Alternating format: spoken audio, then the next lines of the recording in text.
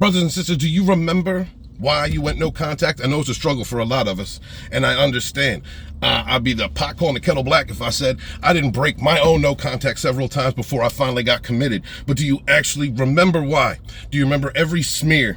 Do you remember that the person that said they loved you, that said they look out for you, that were your ride or die, that reflected everything good in you back upon you as a false illusion? That person began setting up your fall when they were saying, I love you, when they were talking to your friends behind your back, when they were talking to your loved ones behind your back, your family, when they were talking to other people, setting up that smear campaign, setting up that narrative so they could play the fucking victim again once you got tired of their shit and acted and engaged in reactive abuse, when you couldn't take it, when it was too much. Do you remember every single bad time that happened? Remember, those narcissists, they feed off the bad times. They love that negative energy. They love breaking you down. They want you to be just as toxic as them. They want you to be dysfunctional. They want you to hate yourself, which is why they do what they do. That is a part of their cycle. It is also a part of their cycle when you finally start talking to your friends and family again after all the shit that's gone down, and they're like, well, we tried to tell you, we tried to explain to you. When they act like normal people would in a normal situation or normal breakup,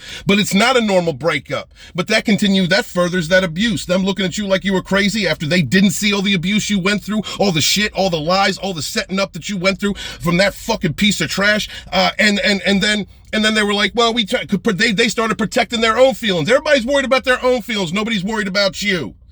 Nobody has been worried about you. You have to worry about you. You have to go no contact. You got to put yourself on your own island, my friends. Yeah, as isolated as that piece of trash made you feel, you're going to have to even isolate further. You're going to have to be away from those friends and family that don't understand what you went through because they may be looking at it through the lens of a normal breakup, which it fucking in no way is. You are going to have to isolate from them because whether they realize it or not, they're acting in abuse. They're abusing you too. They're furthering that abuse with their trying to protect themselves. Like, well, we tried to warn him. We tried to tell him. You've got to get away from that narcissist. That narcissist feeds on every negative thing that you have been through. Everything you have been through. It was set up with design. That nasty, malicious, horrible, awful, demonic piece of evil trash set this narrative up, and because they've been doing it like clockwork for years, destroying life after life after life. You have to go no contact. You have to heal yourself. You've got to get away from it. You got to go no contact from everybody. And it's a lonely road, and it's tough, and it's fucked up. But once you get through it, you're going to be stronger than you've ever been before. So every time you think about reaching out to a friend who's just going to give you shit, every time you think about calling up that narcissist, every time you think about talking to anybody who's going to further that abuse, don't.